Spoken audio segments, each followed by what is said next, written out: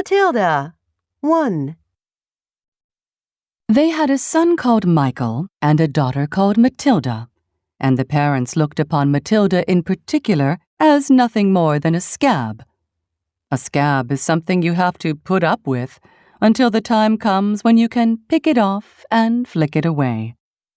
Mr. and Mrs. Wormwood looked forward enormously to the time when they could pick their little daughter off and flick her away, preferably into the next county, or even further than that.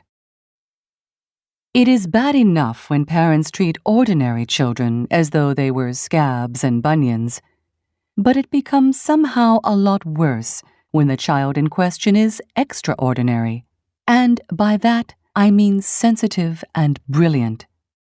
Matilda was both of these things, but above all, she was brilliant. Her mind was so nimble, and she was so quick to learn, that her ability should have been obvious even to the most half-witted of parents. But Mr. and Mrs. Wormwood were both so gormless and so wrapped up in their own silly little lives that they failed to notice anything unusual about their daughter. To tell the truth, I doubt they would have noticed had she crawled into the house with a broken leg. Matilda's brother Michael was a perfectly normal boy, but the sister, as I said, was something to make your eyes pop. By the age of 1.5, her speech was perfect, and she knew as many words as most grown-ups. The parents, instead of applauding her, called her a noisy chatterbox and told her sharply that small girls should be seen and not heard. By the time she was 3, Matilda had taught herself to read by studying newspapers and magazines that lay around the house. At the age of 4, she could read fast and well, and she naturally began hankering after books. The only book in the whole of this enlightened household was something called Easy Cooking, belonging to her mother, and when she had read this from cover to cover and had learned all the recipes by heart, she decided she wanted something more interesting. "Daddy," she said, "do you think you could buy me a book?" "A book?" he said. "What do you want a flaming book for?" "To read, Daddy." "What's wrong with the telly, for heaven's sake? We've got a lovely telly with a 12-inch screen, and now you come asking for a book. You're getting spoiled, my girl." Nearly every weekday afternoon, Matilda was left alone in the house. Her brother, 5 years older than her, went to school. Her father went to work, and her mother went out playing bingo in a town 8 miles away. Mrs. Wormwood was hooked on bingo and played it 5 afternoons a week. On the afternoon of the day when her father had refused to buy her a book, Matilda set out all by herself to walk to the public library in the village. When she arrived, she introduced herself to the librarian, Mrs. Phelps. She asked if she might sit a while and read a book. Mrs. Phelps, slightly taken aback at the arrival of such a tiny girl unaccompanied by a parent, nevertheless told her she was very welcome. "Where are the children's books, please?" Matilda asked. "They're over there on those lower shelves," Mrs. Phelps told her. "Would you like me to help you find a nice one with lots of pictures in it?" "No, thank you," Matilda said. "I'm sure I can manage." From then on, every afternoon, as soon as her mother had left for bingo, Matilda would toddle down to the library.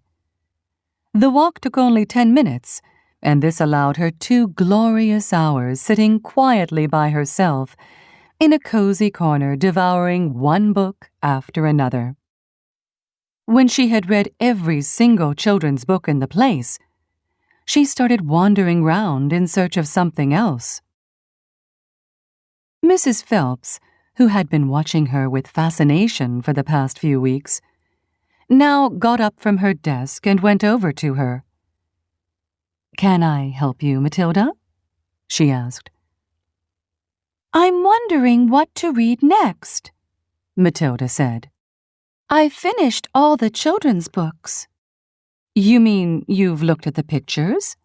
Yes, but I've read the books as well. Mrs. Phelps looked down at Matilda from her great height, and Matilda looked right back up at her. I thought some were very poor, Matilda said. but others were lovely. I liked The Secret Garden best of all. It was full of mystery. The mystery of the room behind the closed door, and the mystery of the garden behind the big wall. Mrs. Phelps was stunned. Exactly how old are you, Matilda? She asked. 4 years and 3 months, Matilda said. Mrs. Phelps was more stunned than ever, but she had the sense not to show it. What sort of a book would you like to read next? She asked. Matilda said, I would like a really good one that grown-ups read. A famous one. I don't know any names. Mrs. Phelps looked along the shelves, taking her time. She didn't quite know what to bring out. How, she asked herself, does one choose a famous grown-up book for a 4-year-old girl? Her first thought was to pick a young teenager's romance, of the kind that is written for 15-year-old schoolgirls.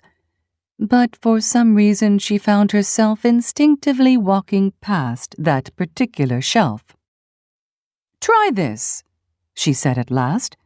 It's very famous and very good. If it's too long for you, just let me know, and I'll find something shorter and a bit easier. Great Expectations, Matilda read. By Charles Dickens. I'd love to try it. I must be mad, Mrs. Phelps told herself. But to Matilda she said, Of course you may try it. Over the next few afternoons, Mrs. Phelps could hardly take her eyes from the small girl, sitting for hour after hour in the big armchair at the far end of the room with the book on her lap. It was necessary to rest it on the lap because it was too heavy for her to hold up, which meant she had to sit leaning forward in order to read. And a strange sight it was, this tiny dark-haired person sitting there with her feet nowhere near touching the floor, totally absorbed in the wonderful adventures of Pip and old Miss Havisham and her cobwebbed house, and by the spell of magic that Dickens, the great storyteller, had woven with his words.